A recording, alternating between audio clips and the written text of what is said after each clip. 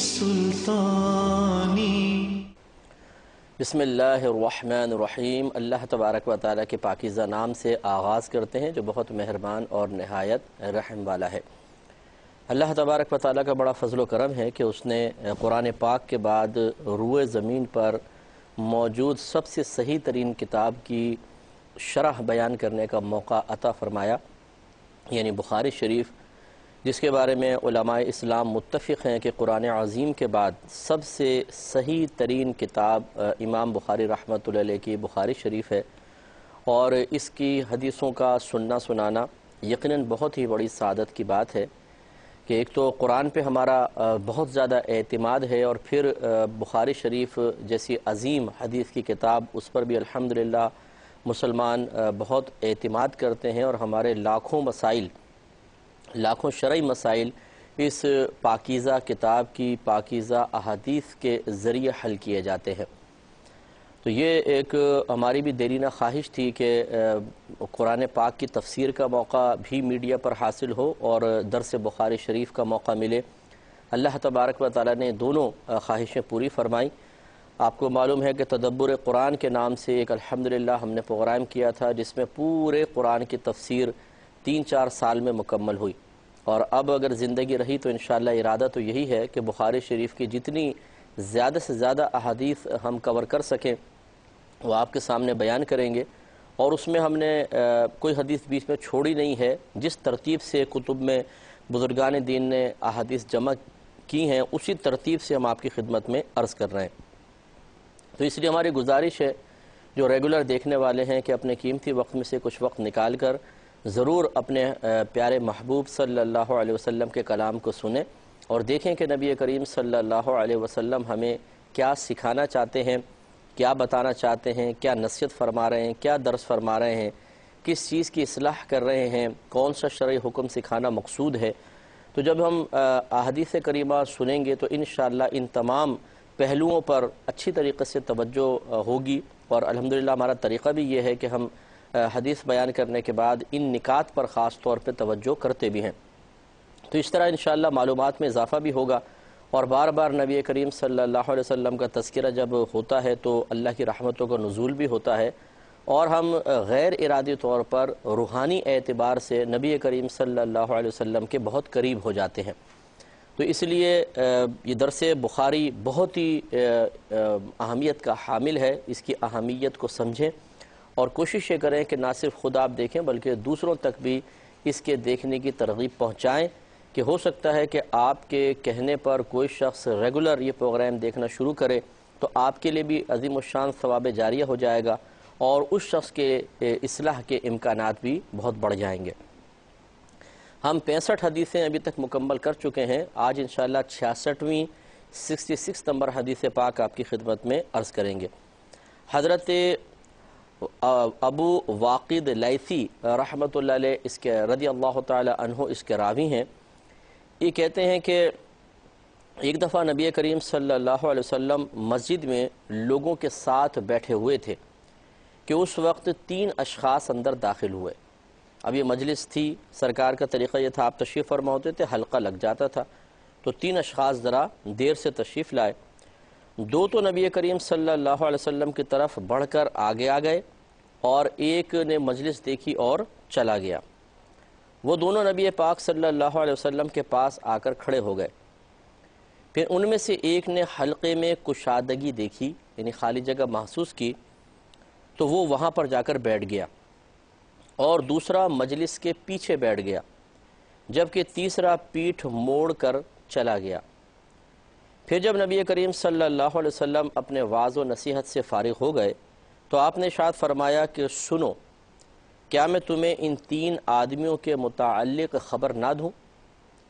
پھر فرمایا ان میں سے ایک نے اللہ تبارک و تعالی کی پناہ لی تو اللہ تعالی نے اس کو پناہ عطا فرمائی، اور دوسرے نے اللہ تبارک و تعالی سے حیا کی تو اللہ تبارک و تعالی بھی اس سے حیا فرمائے گا، اور تیسرے نے اعراض کیا یعنی منہ پھیرا تو اللہ تبارک و تعالی بھی اس سے اعراض فرمائے گا، یعنی اسے اپنی رحمت سے محروم کر دے گا، اپنی رحمت کا رخ اس سے موڑ لے گا۔ تو دیکھیے اس حدیث پاک سے ایک بات تو یہ معلوم ہوئی کہ نبی کریم صلی اللہ علیہ وسلم صحابہ کرام علیہم رضوان کو واعظ و نصیحت فرماتے تھے، باقاعدہ حلقہ لگتا تھا اور اس میں علم دین سکھایا جاتا تھا۔ ہمیں بھی کوشش کرنی چاہیے کہ ایسے دینی حلقوں میں حاضر ہوا کریں، علماء سے رابطہ رکھیں اور ان کی صحبت میں بیٹھ کر کچھ نہ کچھ سیکھا کریں تاکہ جہالت دور ہو، معلومات میں اضافہ ہو اور ہزارہ برائیوں سے انسان بچنے میں کامیاب ہو جائے۔ یہ ہم نے بارہا آپ کو سمجھایا کہ ایک ہوتا ہے مسئلہ معلوم کرنا اس وجہ سے کہ ہمیں اس کی ضرورت ہے۔ کوئی مسئلہ درپیش آ جاتا ہے کاروبار کے سلسلے میں، شادی بیاہ کی رسومات کے سلسلے میں، اور کوئی مسئلہ ہوتا ہے پیسے کے لین دین کا، اور ہم اس کیس میں پھنس جاتے ہیں، مصیبت میں پھنس جاتے ہیں، تو ہم سوچتے ہیں اس کا شرعی حل معلوم کیا جائے، تو ہم جاتے ہیں علماء کے پاس اور شرعی حل معلوم کر لیتے ہیں۔ یہ بھی بہت اچھی بات ہے، لیکن یہاں توجہ طلب بات یہ ہے کہ ایک شخص ضرورت محسوس کرتا ہے تو علماء کے پاس جاتا ہے۔ اس کا مطلب یہ ہے کہ جب وہ ریگولر نہیں جا رہا تو وہ یہ سمجھتا ہے کہ شاید مجھے علم سیکھنے کی ضرورت نہیں ہے، اگر ہوتی تو میں علماء کے پاس چلا جاتا۔ یہ ہماری میجر مسٹیک ہے۔ یاد رکھیں کہ ایک شخص تو وہ ہے جس کو معلوم ہے کہ میری کیا ضرورت ہے، بہت اچھی بات ہے، لیکن یہ قابل تشویش بات ہے کہ ایک شخص کو پتہ ہی نہ ہو کہ میری کیا ضرورت ہے اور وہ یہ سمجھ رہا ہو کہ مجھے ضرورت نہیں ہے۔ تو ہمارے مسلمانوں کی اکثریت ایسی ہی ہے کہ ہمیں قدم قدم پر شرعی رہنمائی کی بہت زیادہ ضرورت ہے، لیکن ہم اس ضرورت کو محسوس نہیں کرتے ہیں۔ ہم اس بات پہ توجہ نہیں کرتے ہیں کہ ہمیں خود جا کر علماء کے بیانات سننے چاہیے، خصوصاً اہل علم کی مجالس اختیار کرنی چاہیے، اس کو غور سے سننا چاہیے، تاکہ اس کو سننے کے بعد انسان کو خود بخود احساس ہوتا ہے فلاں مسئلے میں تو واقعی مجھے ضرورت تھی، لیکن مجھے خود نہیں پتہ تھا کہ مجھے اس کے بارے میں ضرورت ہے اور مجھے اس ضرورت کو پورا کرنے کے لیے علم سیکھنا چاہیے۔ تو پھر آہستہ آہستہ انسان الحمدللہ بہت سی مسائل کی ضرورت کو محسوس کر کے ان کا حل حاصل کر لیتا ہے۔ جیسے میں آپ کو مثال دیتا ہوں، بہت سے لوگ ایسے ہیں کہ جب وہ جیسے ہمارا پروگرام احکام شریعت آتا ہے، اس میں ہم مسائل وغیرہ بیان کرتے ہیں، کتنے ہی لوگ ایسے ہیں، بلکہ فیملیز میں کہوں گا ایسی ہیں کہ جب ہم نے طلاق کے مسائل بیان کیے تو انہوں نے رجوع کیا، یعنی وہ اپنی ایک لائف گزار رہے ہیں، بالکل نارمل لائف ہے، بالکل پرسکون لائف ہے بظاہر، انہیں کوئی اپنی شادی سے متعلق، طلاق سے متعلق مسائل معلوم کرنے کی ضرورت محسوس نہیں ہو رہی تھی، لیکن جب انہوں نے طلاق کے مسائل سنے تو احساس ہوا کہ بعض چیزیں ایسی بیان ہو رہی ہیں، یہ تو ہمارے ساتھ بھی ہوا تھا، اچھا ایسا ہوا تھا تو کیا ایسا رزلٹ آتا ہے، تو اس کا مطلب ہے ہمارے ساتھ بھی ایسا ہی ہوا ہوگا۔ تو پھر تشویش پیدا ہوئی کہ اچھا تو پھر ہمیں معلوم بھی کرنا چاہیے۔ جیسے ایک دفعہ ہم نے مسئلہ بیان کیا کہ جس طرح زبان سے طلاق ہو جاتی ہے، ایسے ہی لکھ کر بھی طلاق ہو جاتی ہے۔ تو ایک بہن نے ہم سے رجوع کیا اور انہوں نے بتایا کہ خود لکھا انہوں نے کہ ہم بھی جاہل خاندان سے تعلق رکھتے ہیں، میرے شوہر بھی جاہل ہیں، اور میرے شوہر نے آج سے کم و بیش 20 سال پہلے مجھے زبان سے طلاقیں دیں، 3 طلاقیں دیں، اور جب میں نے کہا کہ تو طلاق ہو گئی تو میرے شوہر نے یہ کہہ کر مجھے خاموش کروا دیا کہ بے وقوف تجھے پتہ نہیں طلاق تو لکھ کر ہوتی ہے، زبان سے کوئی ہوتی ہے، تو میں خاموش ہو گئی۔ وہ کہتی ہیں کہ 20 سال بعد ایک ہم نے آپ کا پروگرام دیکھا اور اس میں آپ نے بتایا کہ زبان سے بھی طلاق ہو جاتی ہے، لکھ کر بھی طلاق ہو جاتی ہے، تو آج یہ مسئلہ ہمیں معلوم ہوا، تو پھر ہم نے جدائی اختیار کی ہے۔ اب آپ غور کریں کہ اس کم علمی کی وجہ سے ان کو ضرورت محسوس نہیں ہو رہی تھی، حالانکہ مسئلہ سیکھنے کی ضرورت تھی، لیکن جب انہوں نے سنا تو احساس ہوا کہ ہمیں ضرورت تھی۔ اس کا مطلب ہے کہ انہیں خود اپنی ضرورت کا احساس و شعور ہی حاصل نہیں تھا، اور جب انہوں نے سنا، اپنی ضرورت کا احساس ہوا، تو 20 سال سے لگاتار چلنے والے ایک گناہ کا سلسلہ منقطع ہوا۔ دیکھیں کم علمی عذر نہیں ہے، ہمارا مذہب اسلام مکمل مذہب ہے، اور پھر پاکستان ایک دارالاسلام ہے، بلکہ جہاں جہاں مسلمان موجود ہیں، علماء موجود ہیں، وہاں پر ہم سیکھ سکتے ہیں علماء سے جا کر، تو وہاں جہالت عذر نہیں ہے۔ لہٰذا اگر 20 سال تک وہ 3 طلاق کے بعد بغیر حلالہ وغیرہ کے پروسیس کے ساتھ رہتے رہے تو یہ گناہ ہوتا رہا 20 سال تک، اور گناہ بھی کون سا ہے؟ یہ زنا ہے۔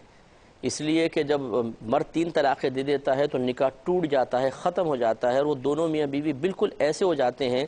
جیسے روڈ پہ چلنے والے 2 اجنبی، اور پھر ان اجنبیوں کا ساتھ رہنا اور پھر 20 سال گزارنا، اور اس 20 سال میں بچوں کا بھی پیدا ہونا۔ تو آپ غور کریں کہ اگر ایک انسان علم کی ضرورت کو محسوس نہ کرتے ہوئے اس سے روگردانی کرتا رہے تو وہ کس قدر خطرناک مہلکات میں ہلاک کرنے والے امور میں مبتلا ہو سکتا ہے۔ اور یہ ایک کیس ہے، ایسے سینکڑوں کیس ہیں۔ اب شاید آپ کہیں گے کہ جی ہمارے پاس تو ٹائم نہیں ہے، کاروبار بھی ہوتا ہے، نوکری بھی ہے، خاندانی مسائل بھی ہیں، اس کے بعد ہمیں کہاں اتنا ٹائم ملتا ہے کہ ہم باقاعدہ علماء کی صحبت میں جا کر بیٹھیں۔ صحیح ہے بجا، آپ بالکل صحیح کہہ رہے ہیں، اور میں آپ کو یہ بھی نہیں کہہ رہا ہوں کہ آپ کسی دارالعلوم کو باقاعدہ جوائن کر کے، کسی اکیڈمی کو جوائن کر کے مسلسل آپ ریگولر کلاسز اٹینڈ کریں۔ اگر ایسا کر سکتے ہیں تو چلیں بہت اچھی بات ہے، لیکن اگر نہیں کر سکتے تو آج کل دیکھیں میڈیا ماشاءاللہ بہت اچھا فعال ہے اس سلسلے میں، خصوصاً ہمارے QTV کو آپ دیکھ لیں کہ ہر طرز کا اس میں پروگرام موجود ہے۔ اگر آپ اس میں علم شرعی احکام سیکھنا چاہتے ہیں وہ بھی پروگرام موجود ہیں، اصلاحی آپ بیانات سننا چاہتے ہیں جو ظاہری باطنی گناہوں کی تفصیلات پر مشتمل ہوں وہ بھی آپ کو مل جائیں گے۔ اگر آپ کو قرآن سیکھنا ہے، تجوید سیکھنی ہے، ایسے پروگرام موجود ہیں، آپ ان کو بھی سیکھ سکتے ہیں۔ تو اس لیے اگر آپ کم از کم ایک QTV پہ چلنے والے پروگرام کو اپنا وقت نکال کر آپ دیکھ لیتے ہیں، چاہے وہ لائیو دیکھ رہے ہوں، ریپیٹ میں دیکھ لیں آپ، لیکن آپ کو گویا کہ اس وقت اس عالم کی صحبت حاصل ہے، اور انشاءاللہ جب آپ سنیں گے خصوصاً جو شرعی مسائل سے متعلقہ پروگرام ہوتے ہیں تو پھر آپ یہ دیکھیں گے کہ واقعی بہت سارے ایسے مسائل ہوتے ہیں کہ آپ کہتے ہیں اوہو اس میں تو میں بھی مبتلا ہوں، مجھے تو پتہ ہی نہیں تھا ایسا ہوتا ہے، اچھا یہ خطا تو میں بھی کر رہا ہوں، مجھے آج تک علم نہیں ہوا تھا کہ میں یہ خطا کر رہا ہوں۔ تو اس طرح انسان کی اصلاح ہو جاتی ہے، اور الحمدللہ بہت سارے امور میں وہ اس اگرچہ جسمانی لحاظ سے دور ہیں لیکن ایک اسکرین کے ساتھ ایسا رابطہ ہوتا ہے، اس اعتبار سے علماء کی صحبت کی برکت حاصل ہو جاتی ہے اور بہت ساری چیزیں سیکھنے کا موقع ملتا ہے۔ تو ہمارے نبی کریم صلی اللہ علیہ وسلم اپنے صحابہ کرام کو بٹھا کر اس طرح علوم دینیہ سکھایا کرتے تھے، ان کے اندر فکر آخرت بیدار کیا کرتے تھے۔ دوسرا اس سے جو رہنما ہیں، مشائخ ہیں، پیر عظام ہیں، ان کے لیے بھی ایک درس موجود ہے کہ نبی کریم صلی اللہ علیہ وسلم کی اگر علم کی حیثیت دیکھیں تو آپ عالم، صحابہ کرام عوام، اگر آپ کے رہنما ہونے کی حیثیت دیکھیں تو آپ لیڈر، وہ آپ کے ماتحت، اگر آپ کے طریقت کے معاملات کو دیکھیں، باطنی تربیت اور آپ کا خاص پریکٹیکل کر کے دکھانا، تو اس صورت میں آپ شیخ اور وہ سارے مرید۔ تو اگر ہم چاہیں تو زندگی کے ہر شعبے کے بارے میں جہاں رہنمائی درکار ہو، نبی کریم صلی اللہ علیہ وسلم کی حیات طیبہ کو بطور رول ماڈل اپنے سامنے رکھ سکتے ہیں۔ اگر ہمارے مشائخ اعظام یہی طریقہ اختیار کریں جو ہمارے نبی کریم صلی اللہ علیہ وسلم کا طریقہ مبارکہ تھا، ہمارے علماء یہ طریقہ اختیار کریں جو ان کے سرکار، ان کے سردار سید دو عالم صلی اللہ علیہ وسلم نے اختیار کیا کہ اپنے متبعین کو جمع کریں اور ان کو شرعی احکام سکھانے کے ساتھ ساتھ ایسے واضح نصیحت کریں کہ اس سے وہ گناہ سے دور ہوں، نیکیوں کے قریب آئیں، روحانی ترقیاں ہوں، عبادات پہ استقامت ملے، گناہوں سے نفرت پیدا ہو جائے، اچھی صحبت میں آنے کے لیے ذہن تیار ہوں تو یہ معاشرہ بہت اچھا سنور سکتا ہے اور بہت حد تک اس میں ایک انقلابی تبدیلی نظر آ سکتی ہے۔ لیکن ہم نے یہ دیکھا ہے کہ اکثر مایوسی کا دورہ ہے، بعض اوقات علماء بھی مایوس ہو جاتے ہیں جو خصوصاً جمعہ پڑھاتے ہیں، ممبر پہ بیٹھے ہیں، لوگ عوام سامنے ہے، لیکن وہ ان کی اصلاح سے بعض اوقات مایوس ہو جاتے ہیں کہ یہ سنتے تو ہے نہیں، تو پھر وہ اصلاحی بیان چھوڑ کر رطب و یابس لے لیتے ہیں، یعنی تر اور خشک چیزیں، کچھ تھوڑا سا ایک چٹکلا چھوڑ دیا، کوئی ایک حکایت سنا دی، کوئی خوبصورت سا واقعہ سنا دیا، لوگ خوش ہو گئے، نعرہ تکبیر، نعرہ رسالت لگا، اس کے بعد چلیں جمعہ پڑھایا ختم ہو گیا۔ جو شخص 25 سال سے سامنے بیٹھ رہا تھا، جو اس کی علمی حیثیت 25 سال پہلے تھی، اس میں تھوڑی بہت ہلچل ہوتی ہے، ورنہ باقاعدہ وہ ترتیب کے ساتھ کوئی علم نہیں سیکھ پاتا، اصلاح نہیں کر پاتا۔ اسی طرح مشائخ اعظام میں ہر ایک کو نہیں کہہ رہا ہوں، نہ یہ ہر ایک عالم ایسا کرتا ہے، بہت اچھے بیانات بھی کرتے ہیں اور جو کرتے ہیں وہ اس کا پھل بھی دیکھتے ہیں الحمدللہ۔ میں بھی اپنے جمعۃ المبارک میں جب میں بیان کرتا ہوں تو میں کوشش یہ کرتا ہوں کہ شرعی مسائل کا بیان ہو اور یا پھر اصلاحی بیان ہو، سوچ اور فکر میں انقلاب پیدا ہو، طبیعتوں میں انقلاب پیدا ہو۔ واقعی جو ہمارے سامنے اپنا قیمتی وقت نکال کر آ کر بیٹھ رہا ہے، جب وہ اٹھے تو اپنے سوچ اور فکر میں ایک نمایاں اور پازیٹیو چینج لے کر اٹھے جس کا اثر معاشرے پر بہت خوشگوار پڑے، سب سے پہلے ان کی اپنی شخصیت پر، پھر ان کے گھر والوں پر، پھر اس سے منتقل ہو کے دوسروں تک پہنچے، تو اس طریقے سے معاشرے کے ایک بڑے حصے کے سنورنے کے امکانات ہیں۔ تو میں یہ نہیں کہہ رہا ہوں کہ ہر عالم ایسا کرتا ہے، لیکن ہوتا ہے۔ اسی طرح مشائخ عظام ہر ایک اپنے منصب کے مطابق کام نہیں کر رہا ہے، ورنہ صحیح بات یہ ہے کہ بعض اوقات عوام ایک عالم سے اتنی عقیدت نہیں رکھتی ہے جتنا ایک مرید اپنے پیر سے عقیدت رکھتا ہے۔ اگر پیر صحیح پری پلاننگ ان کی اصلاح کرنے کے لیے ایک باقاعدہ اصلاحی کوشش کرے اور استقامت کے ساتھ کرے، تو کوئی بعید نہیں کہ ان کی صحبت میں رہنے والے اکثر لوگ گناہوں سے تائب ہو کر مکمل طور پہ نیک بن جائیں، عبادات پہ استقامت پذیر ہو جائیں اور گناہوں سے شدید نفرت کرنے والے ہو جائیں۔ لیکن ایسا ہوتا نہیں ہے، بس یہ کہ ادھر ادھر کی باتیں ہو جاتی ہیں، بعض اوقات بڑے بڑے قصے ہوتے ہیں، معرفت سے بھرپور باتیں ہوتی ہیں، اور اس کا اصل مقصود ایسے نظر آتا ہے جیسے صرف اپنے مرید کو متاثر کرنا ہے اور یہ یقین دلانا ہے کہ ہم ایک روحانی قوت کے حامل ہیں، اور تم چاہے عمل کرو یا نہ کرو، ہمارے پاس آتے رہو، میدان معاشر میں ہمیں اتنے بڑے بڑے مناصب ملیں گے کہ جس کو اشارہ کریں گے وہ جنت میں پہنچ جائے گا۔ تو پھر مرید بھی سوچتا ہے کہ چلو جی کوئی نمازیں پڑھو یا نہ پڑھو، اور فراڈ چھوڑو یا نہ چھوڑو، بری باتیں چھوڑو نہ چھوڑو، وہ حضرت کے آستانے میں پہنچ کے نذرانہ دے دیں گے انشاءاللہ اور اپنا کام ہو جائے گا۔ میں پھر اس بات کو دہرا دیتا ہوں کہ ہر پیر ایسا نہیں ہے، بہت اچھے اچھے الحمدللہ مشائخ ہیں جو مریدین کی اصلاح کا کام کر رہے ہیں، اور جو کر رہے ہیں جیسے میں نے عرض کیا وہ واقعی اس کا پھل بھی دیکھ رہے ہیں۔ لیکن اگر ہر جگہ ایسا ہی معاملہ ہو جائے کہ نبی کریم صلی اللہ علیہ وسلم کی سنت کے مطابق اپنے متبعین کو جمع کرنا اور ان کو علمی باتیں سکھانا جاری و ساری ہو جائے، تو بہت ہی پیارا چینج آ سکتا ہے، بہت پیاری تبدیلی آ سکتی ہے۔ بالفرض ایک پیر صاحب کے صرف 4 مرید ہیں، صرف 4، اور انہوں نے ان 4 کی اچھے انداز سے اصلاح کر دی، تو حقیقتاً ان 4 کی نہیں کی ہے، یہ 4 خاندانوں کی اصلاح ہے۔ یہ ان کی جتنی نسلیں ہیں وہ اچھی بنیں گی۔ پھر یہ 4 آپ دیکھیں، 4 سے اگر ایک ایک بچہ بھی ہوتا ہے تو 8 ہو گئے، پھر ان کے آگے ایسا ہوتا ہے تو 8 اور 8 16 ہو گئے۔ یہ تو میں کم سے کم آپ کو بتا رہا ہوں، اور وہ بھی اس وقت جب صرف اپنی فیملی پہ توجہ فوکس کی جائے۔ ایک آدمی جب اللہ تعالیٰ کے کرم سے نیک پرہیزگار متقی اور اپنے